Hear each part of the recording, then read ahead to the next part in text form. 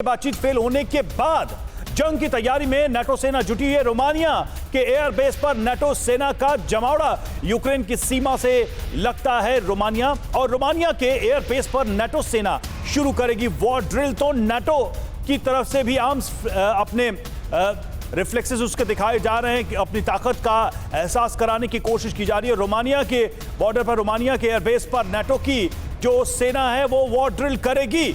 यह संकेत अपने आप में साफ है कि युद्ध की तैयारी दोनों तरफ से, दोनों पक्षों की तरफ से की जा रही है। और नाटो को लेकर जिस तरीके से रूस की आशंकाएं, अपनी चिंताएं हैं, वो देखिए कहीं ना कहीं स्पष्ट तौर पर नजर आ रही हैं।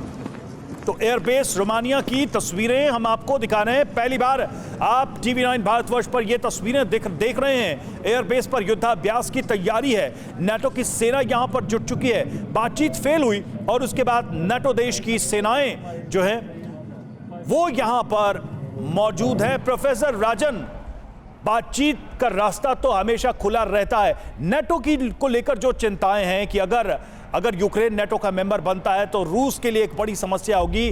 नाटो की भूमिका को लेकर रूस की जो चिंताएं हैं वो कितनी सही हैं, और क्या वाकई में रूस की चिंता सिर्फ नाटो की है? क्योंकि यूक्रेन के जो इलाके हैं उनको इंक्रोच करना, हमने क्रीमिया से लेकर अब तक का इतिहास देखा। यूक्रेन पर नजर तो है रूस की, चाहे वो नाटो में शामिल हो या ना हो।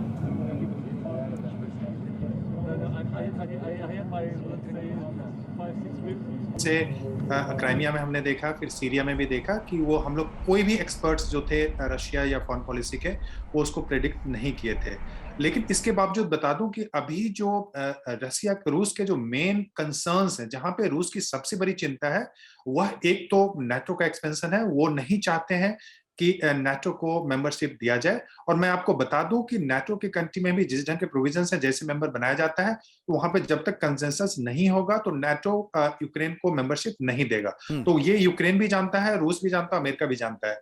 लेकिन अभी अगर आप देखें कि आखिर यहाँ पे रूस किस स्थिति में अटैक कर सकता है, इन्वेड कर सकता है।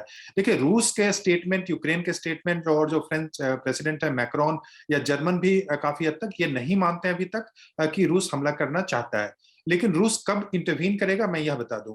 जो आपने अभी बताया कि जो दनिएस्क, जो डोनबास का एरिया, जिसमें कि दनिएस्क और लुहांस्क उसके जो प्रोविंस है, वहां पे रशियन मेजॉरिटी है। और रूस को यह डर लग रहा है कि अमेरिका इस बहाने में कि रूस अटैक करने वाला है, रूस अटैक करना है, इस बहाने से वहां पे वो यूक्रेनियन फोर्सेस को भेज सकता है। यूक्रेनियन फोर्सेस जो डोनबास रीजन है, यानी कि दनिएस्क में भेज सकते हैं। और वहां पे जो मिन्स्क एग्रीमेंट में जो भी बात हो रही थी वो खत्म हो जाएगा अगर वहां पे आर्मी जाती है, और वहां पे झगड़े की स्थिति पैदा हो जाएगी। और वहां पे चूंकि रशियन पॉपुलेशन बहुत ज्यादा है, तो रूस पे प्रेशर होगा कि वो वहां पे इंटरवीन करे, और जिसको कि अमेरिका अटैक बोलेगा। तो ऐसी स्थिति तभी पैदा होगी जब वहां पे नाटो के और यूक्रेनियन फोर्सेस को दनिएस्क रीजन में और लुहांस्क रीजन में भेजा जाए। मुझे लगता है कि ऐसा अभी होने की संभावना नहीं है।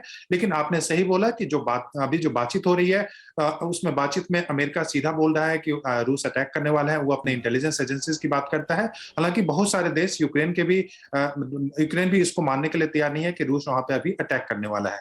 लेकिन एस्केलेशन कभी भी हो सकता है, प्रोवोकेशन किसी भी साइड से हो सकता है। कई बार विमान गिरा दिए जाते हैं, वो एक कारण हो जाता है। इन सारे कारणों से संभावना और बिल्कुल हालात तो कम से कम यही बने हुए हैं कि एक प्रोवोकेशन के बाद बड़ी लड़ाई में ये सारे देश इन्वॉल्व हो सकते हैं, शामिल हो सकते हैं, क्योंकि टेंशन अपने सबसे चरम पर पहुंच चुका है। तनाव यहां पर चरम पर नजर आ रहा है। कम से कम ये जो डिप्लॉयमेंट है, हेवी डिप्लॉयमेंट है, एग्रेसिव डिप्लॉयमेंट है, उससे तो ये साफ नजर आ रहा है। परवाह देश की, सोमवार से शुक्रवार रात 10 बजे TV9 भारतवर्ष पर।